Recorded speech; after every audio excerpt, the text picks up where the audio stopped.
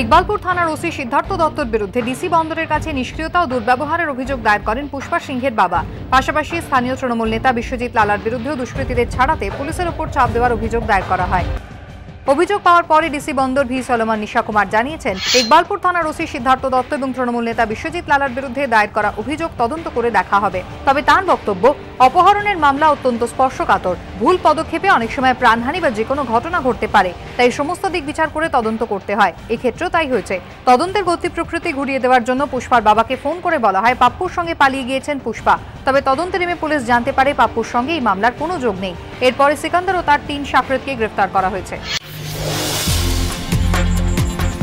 আজ সারদা মামলার শুনানি। গত বুধবার শুনানির সময় বিচারপতি টি.এস. ঠাকুর ও বিচারপতি সি.এস. নাগাপ্পানের বেঞ্চের কাছে হলফনামা দিয়ে পশ্চিমবঙ্গ সরকার দাবি করে সারদা কাণ্ডে তদন্তে জিজ্ঞাসাবাদ করা হয়েছে প্রাক্তন কেন্দ্রীয় মন্ত্রী সহ আরও কয়েকজন রাজনৈতিক নেতাকে।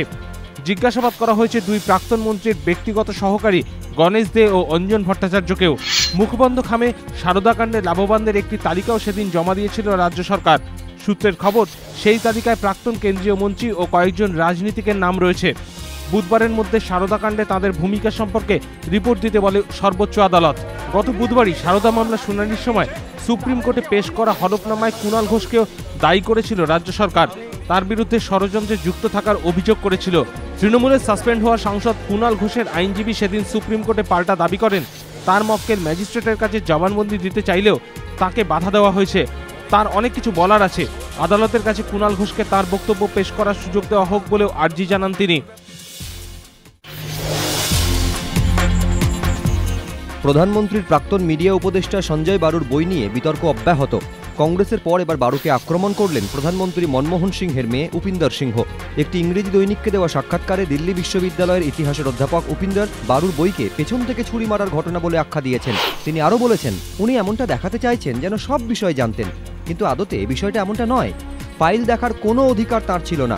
তিনি তো আর প্রধানমন্ত্রীর প্রিন্সিপাল সেক্রেটারি ছিলেন না। লেখক যেভাবে তার এখতিয়ারের পরিধি বাড়িয়ে চড়িয়ে দেখিয়েছেন, তাতে আমরা অত্যন্ত ক্ষুব্ধ। আমি যখন ওকে জিজ্ঞাসা করি বই কখন প্রকাশ হবে, তখন তিনি আমাকে বলেছিলেন নির্বাচনের পর। এই সময় বই প্রকাশের পেছনে অন্য কোনো কারণ আছে। এর নেপথ্যে কোনো রাজনৈতিক উদ্দেশ্য নেই, এমনটা বলা অবাস্তব ছাড়া আর কিছু নয়।